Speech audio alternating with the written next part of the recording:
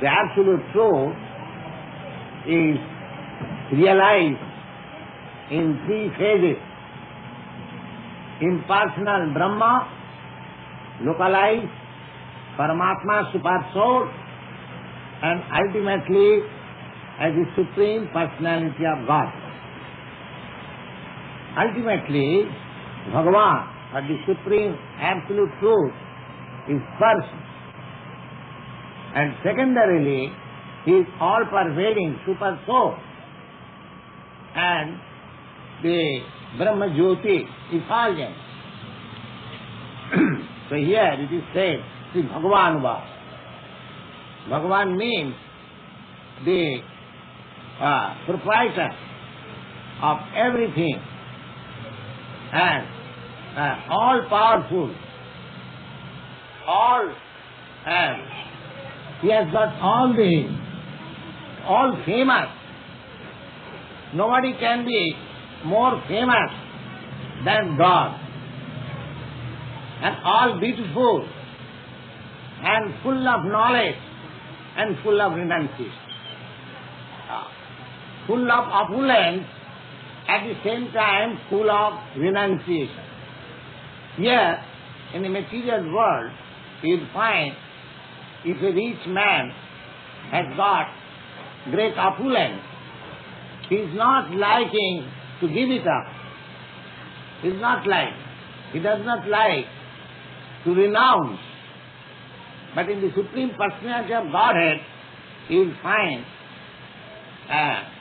full of all opulence, but at the same time full of renunciation. The six qualifications: proprietor of all opulence, all famous, all strength, all beauty, all knowledge, and all renunciation. Anywhere you find all these six qualifications in full, he is the Supreme Personality of God. So here it is said, Sri Bhagavan was. The Supreme Personality of Godhead is speaking. His speaking means he is speaking with all knowledge. His knowledge has no flaw. Our knowledge has so many flaws. We commit mistakes. We are illusioned. Sometimes we speak something and at our heart there is something else. That means we cheat. And our experience all imperfect because our senses are imperfect. Therefore, I cannot speak anything to you. If you ask me, Swamiji, then what you are speaking? I am speaking simply what the Supreme Personality Godhead has said. I am just repeating the same words, that's all. Don't think that I am speaking. I am simply an instrument. Real speaker is the Supreme Personality of Godhead, who is without and within. So what does he say? He says, anāsrita karma phalam kāryam karma karoti ja sa sannyasi cha yogi cha na niragni na cha kriya. Anāsrita means without any shelter. Karma phalam. Everyone is working, expecting some result. Whatever you do, what? You expect some result. Here, Bhagavan says, the Supreme Personality Godhead says, that anyone who works without any shelter of the result, he works. Then, if he does not expect any result, then why does he work? Unless, suppose, I ask somebody to work this way, then he will expect something, some result, some remuneration, some reward. or some salary. That is the way of working here. But Krishna prescribes the anāshrita karma phala. One who works without any expectation of result or reward. Then why does he work? Karjam. It is my duty. It is my duty. Not with a result, but as duty. I am duty bound to do this. Karjam karma karotika. In such a way, if somebody works, sannyasi, he is actually in the renounced order of life. There are 4 stages of life according to Vedic culture. We have many times explained to you that brahmachari, grihastha, vanaprastha and sannyasi. Brahmachari means student life, to be trained up in spiritual understanding, Krishna consciousness, fully trained up, he is called brahmachari. Then, after full training, he accepts wife, he gets himself married and lives with family and children, that is called grihastha. Then, after 50 years, he leaves the children alone and gets out of home, accompanied by his wife, and travels in the holy places, that is called vanaprastha, retired life. And at last, he gives her his wife to the care of his children, grown-up children, and he remains alone. And that is called sannyas, a renounced order of life. So these 4 orders of life there are. Now Krishna says that simply renouncement is not all. Simply renouncement is not all. There must be some duty. Karjam. Karjam means it is my duty. Now what is that duty? He has renounced the family life. He has no more botheration how to maintain his wife and children. Then what is his duty? That duty is very responsible duty. To work for Krishna. Karjam. Karjam means it is the real duty. There are 2 kinds of duties in our life. One duty is to serve the illusion, and another duty is to serve the reality. When you serve the reality, that is called real sannyas. And when we serve the illusion, that is called maya. Now, either to serve the reality or to serve the illusion, I am in such a position that I have to serve. My position is not to become the master, but to become the servant. That is my constitution.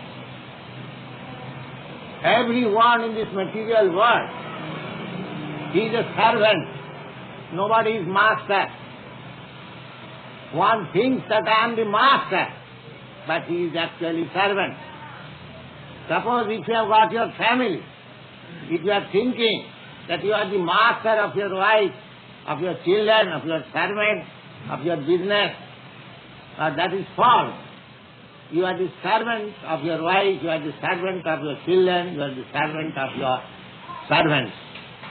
That is your real position.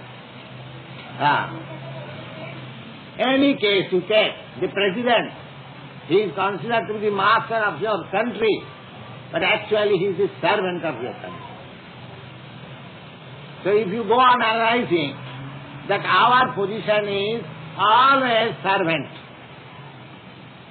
So, either we shall become the servant of illusion, or we shall have to become the servant of God. But if we remain the servant of illusion, then our life is wasted. Everyone is servant of illusion. He is servant of nobody, but servant of illusion. He is expecting some profit. For serving, he is expecting some profit. But that profit is transient and illusion. Therefore, he is servant of illusion. And when a person becomes to his real senses, transcendental senses, or jnana, when he becomes actually the person in knowledge, then he becomes the servant of the reality. Because I am servant always, this way or that way. So knowledge means, then why shall I serve the unreal illusion? Let me serve the reality. If my business is to serve and nothing to be, and never to be master, always to serve, then why I shall serve the illusion? Let me serve the reality. That sense is called knowledge. So anashrita karma phalam, sannyas, renounced order of life means one who is in perfect knowledge, he can take sannyas. Otherwise, if he takes all of a sudden the renounced order of life, he will create misery for himself and misery for others. In full knowledge, that's sannyas. So here, how that full knowledge is exhibited after sannyas, that is explained here by the Supreme Personality of Godhead. What is that? Karjam. It is my duty to become Krishna conscious and to serve the cause of Krishna. Oh, that is my duty. That is my real duty. When we come to this knowledge, then we become Mahatma or the great soul. Vasudeva Sarvamiti Sa Mahatma Sudurlabh. We'll find in the Bhagavad-gītā. Bahunam Janmanam Ante Jnanavan Mang Prabodha. After many, many births, when a person, when a soul is perfectly elevated to the platform of real knowledge, transcendental knowledge, then what does he do? He surrenders unto me. Krishna says, he surrenders unto me. Why? Now Vasudeva Sarvamiti. You are everything. Vasudeva means Krishna. This is Krishna consciousness. But Krishna says, such Mahatma Sudurlava, such great soul is very scarce, rarely found. But any intelligent person, if he understands this philosophy, that my ultimate goal of life is to surrender unto Krishna, why not surrender immediately? Why shall I wait? Bahunam Janmanam Ante. Why shall I wait for so many births? So that stage is called real sannyas. Karjam. Karjam means it is my duty.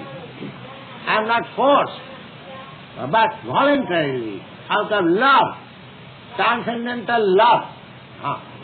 Just like mother serves this child out of love.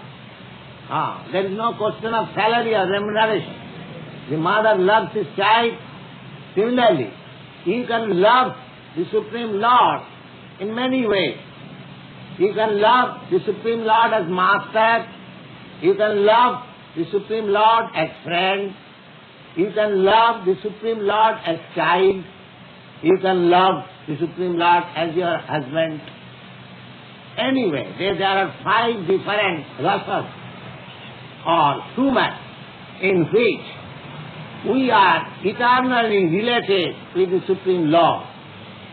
And when we are actually in the liberated stage of our knowledge, we can understand that our relationship with the Lord is in this way.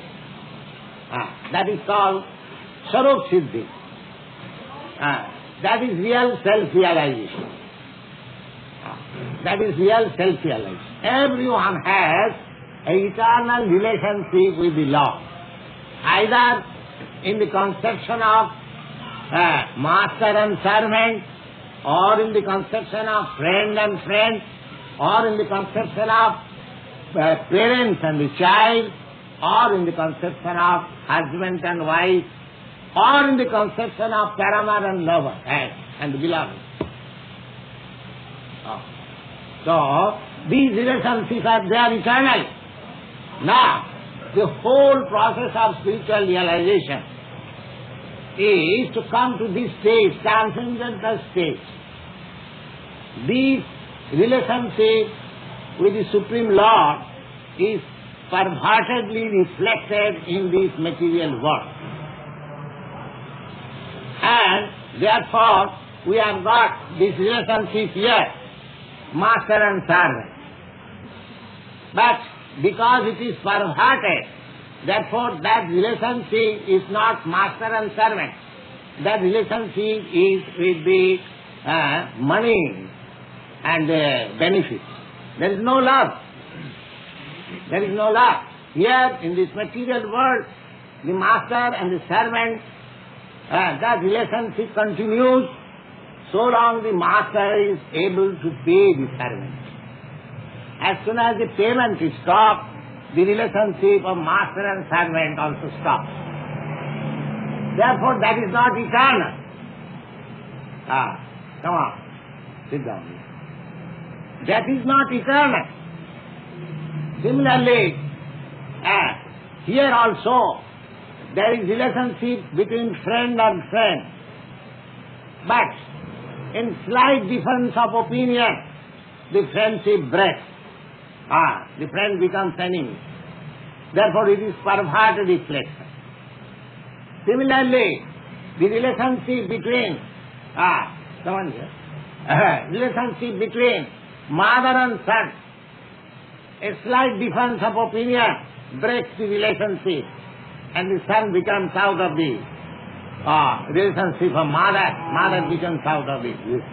Everywhere, husband and wife, a slight difference of opinion, there is divorce, separation. So no relationship here in this material world is actual. Always remember that all relationship in this material world is perverted reflection of that relationship which we have got eternally with the Supreme Personality of God.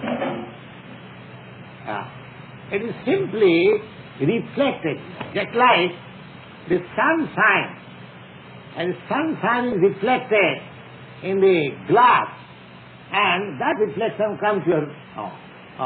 In my apartment, at 6 o'clock, the sunshine comes from the western side, eastern side. Then in the evening, the sunshine cannot come from the eastern side. The sunshine comes from the western side. But it is coming because it is reflected through a glass in the opposite house. This is the idea of reflection. That reflection of the sunshine is not real, but it appears just like sunshine. Similarly, all our relationships here, either as master and servant, or as friend and friend, or as parents and child, or as husband and wife, or as lover and the beloved, any relationship, whatever we see here, that is the perverted reflection of our eternal relationship with God. So, when we come to that and the platform of understanding, then we are perfectly in knowledge. So when that knowledge comes, here it is stated, he said, the service of the Lord, Krishna Consciousness, Karyam means it is my duty. Because I have got my eternal love relationship with Krishna. There is no question of remuneration. Of course, remuneration is there 1,000 times more than what remuneration we get here by rendering our service. Krishna, 1,000 times, not 1,000 times, because there is no limit. There is a nice story of a great devotee, Bali Maharaj.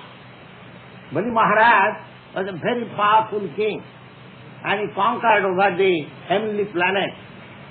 So, the denizens of the heavenly planets, they appealed to the Supreme Lord to save them, that we are now conquered by the demonic king, Bali Maharaj. So, Bali Maharaj and Krishna took the shape of a dwarf and went to Bali Maharaj for begging as a Brahmin boy. And he approached him, Bali Maharaj, I want something from you. You are a great king. You give in charity to the Brahmins. So, I want something from you. The Bali Maharaj said, yes, I shall give you. What you want? Now, I want land of three, in the measurement of my soul, 3 soul measurements. That's all. So he was a boy, his soul was not very long. The Bali Maharaj said, what he'll do is a small piece of land. But he said, yes, that will suffice me. If you promise this 3 measurement of my 3 palms land, that will suffice. Then Bali Maharaj agreed, and by his true measurement of the palm, he covered the whole universe. Then he is asking, Bali Maharaj, now whatever you got, now it is finished by 2 feet, by 2 measurement of my palm. Now where I am going to keep my third one? Then Bali Maharaj understood that it is a favor of the Supreme Lord. He said, my dear Lord, yes, I have now lost everything, I have no other property, but I have got my head. Please kindly keep. So, the Lord was very much pleased on him, and he offered, Bali Maharaj, then what do you want from me? No, I never expected anything from you. I could understand. He wanted from me everything. So I have offered me everything that is finished. I'll do it. Then Lord says, yes, but from my side, I have something to offer you. And I shall remain as your order carrier servant in your door. So he remained always, just like we are sitting here. There may be some doorman. Lord became his doorman. So that is the return. If we offer something to Lord, that is rewarded in many millions of times. So we should not expect. The Lord is always serious to return the service of the servant, of his devotee. So there are many devotees. This devotee, Bali Maharaj, is surrendered everything for the service of the Lord. So he became a famous king. Sarva-atma sapane avavad bali vaiyāsiti. So now, anyone who thinks that service of Krishna or service of the Lord is my duty, he is the man in perfect knowledge. Sa-sannyasi. Sa-sannyasi ka yogi. And is actually yogi. We have heard the names of so many yogis, but here Krishna says in the Bhagavad Gita, he is actual yogi, who has surrendered himself fully unto me, and he is engaged in my service as a matter of duty. That's all. Sa sannyasi sa yogi cha, na niragni na ka kriya, na niragni. Niragni means those who have left home in the Varnashram Dharma, one who is a householder, he has to perform daily yoga. So there is fire. He still will find the Parsis, they are fire worshippers. So this fire worship is recommended in Vedic literature. So Grihasthas or the householders, they are expected to offer sacrifice in the fire daily. Just sannasamiti prahu yogam tad vidhi pandava na jasangnasta sankalpa yogi bhavati karsana. Now here's a very important point. Jang sannyasam prahu. Lord Sri Krishna instructs Arjuna that whatever is known as sannyas, renounced order of life, that is also yoga. Yoga system and sannyas, there is no difference. Because everything on the yoga system, this Bhagavad Gita is also known as yoga system. You will find here three kinds of yoga: karma yoga, jnana yoga, and bhakti yoga. So, just like you have got a staircase to rise up to the 5th or 6th or 10th floor, or more than that, the whole staircase or the lift service is called yoga. Now, somebody may be in the 5th floor, somebody may be in the 10th floor, somebody may be on the 50th floor, but the same lift service is going. So you take the lift service as the yoga connection between the highest story to the down. Anyone who has elevated himself to a certain platform, someone is called karma yogi, someone is called jnana yogi, someone is called dhyana yogi, someone is called bhakti yogi. So there are different kinds of yoga in this conception.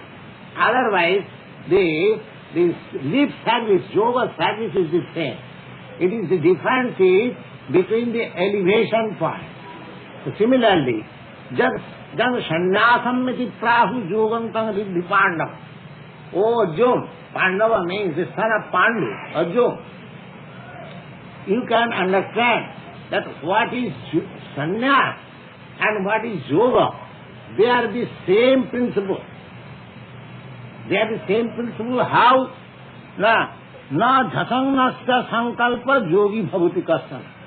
Because without being freed from desire or sense gratification, nobody can become either a yogi or a sannyas.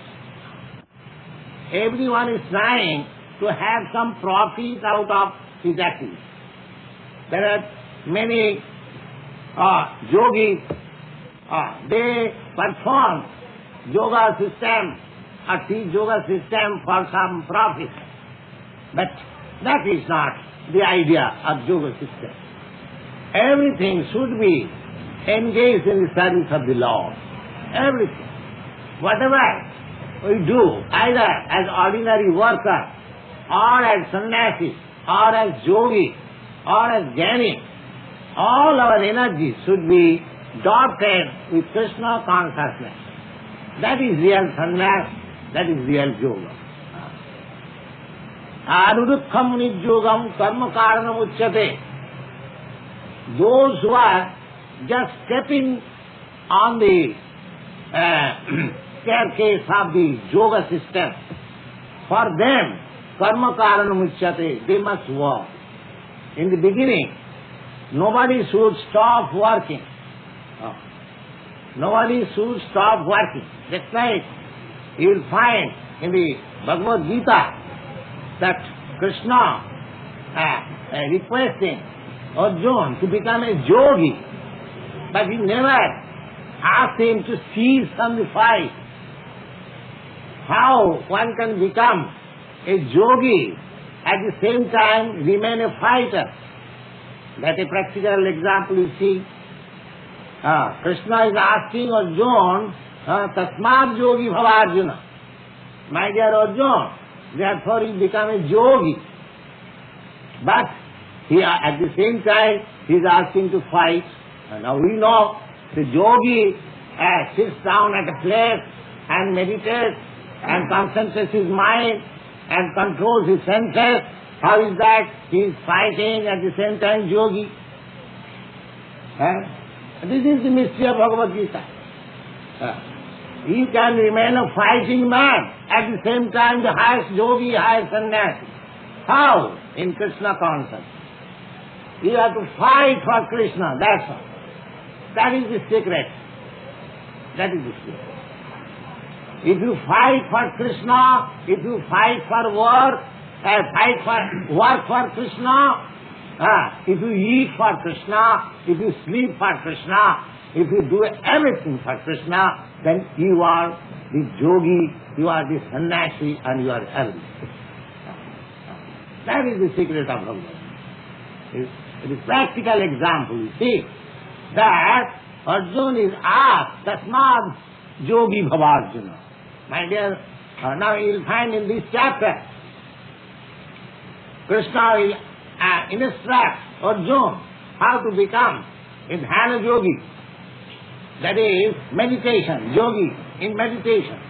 He will ask Arjuna in this chapter, and he will find Arjuna will say, my dear Krishna, it is impossible for me. It is impossible for me. The system which is a romance for meditation is not possible for me. And actually also, although the instruction of yoga system is offered to Krishna in very full detail, you will never find in the history of Arjuna's life that ever he became a meditator. Ever. Then how he became the most perfect yogi?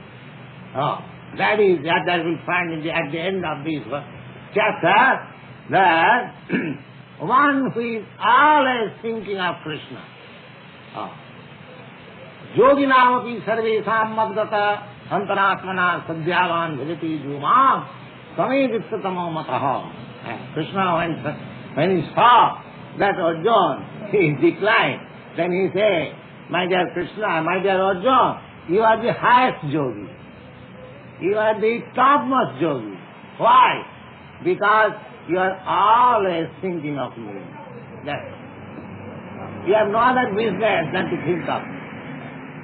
This is the yoga system, this is the sannyas system, this is the jnana system, all perfection of jnana, yoga, dhyana, and whatever, sacrifice, charity, and penance, all the recommended activities for spiritual realization ends in Krishna consciousness.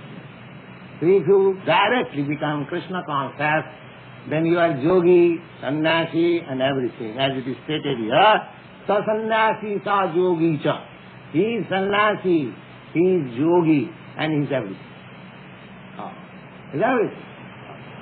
So this simple method to become Krishna conscious is the highest perfection of life.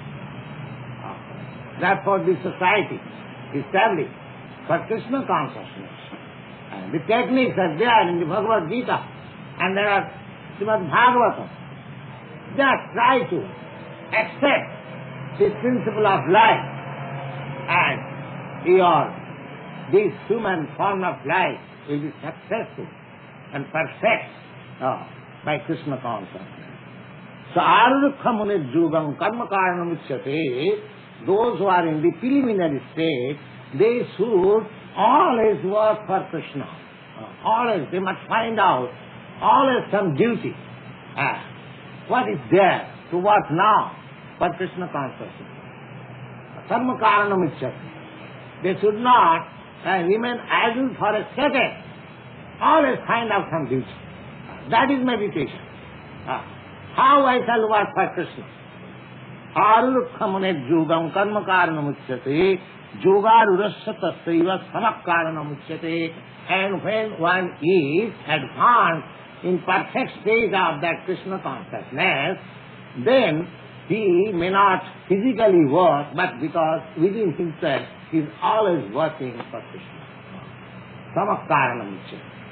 So in the beginning, just like in small boys and children, they are always 24 hours engaged in the schooling. Otherwise, they will spoil. So similarly, those who are in the preliminary stage of Krishna consciousness, they should always engage themselves in the work. There are varieties of work. Now, those who are actually working with our society, they practically do not find any time, any rest There are so many works. They cannot finish. Day and night you have got work for Krishna consciousness. And we are happy to execute such work. And the students who are working with us, cooperating, they are also happy. You will find happiness. If you chant Hare Krishna 24 hours, you will never get tired. And that is it. You will never get tired. And any other material thing, if you chant or you repeat 3 times, you get tired. It is practical thing. But if you go on chanting Hare Krishna 24 hours, you will never get tired. So if you engage yourself in the activity of Krishna consciousness, you will never get tired. Because you are acting on the spiritual platform. Spiritual platform is absolute. The material planet platform is different. If you work very hard, then you get tired. So these are the understanding of spiritual consciousness or Krishna consciousness. Now here it is very clearly explained. Jadahi nendriyartheshu na karmasu anusajjate sarva sankalpa sannyasi yogarura sadasyate.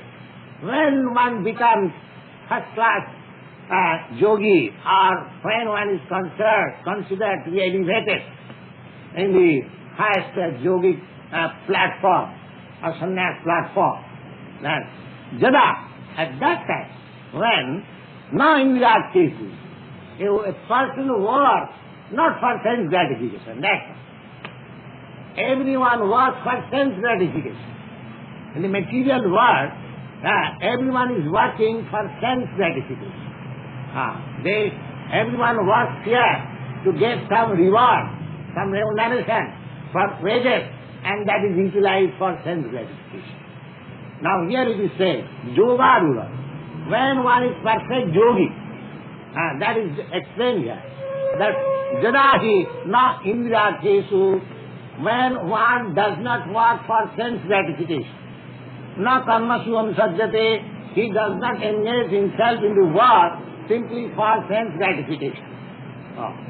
And sarva sankalpa sannyasi, and he has no desire to get any fruit. Because his desire seeing Krishna is already there. So he has no other desire.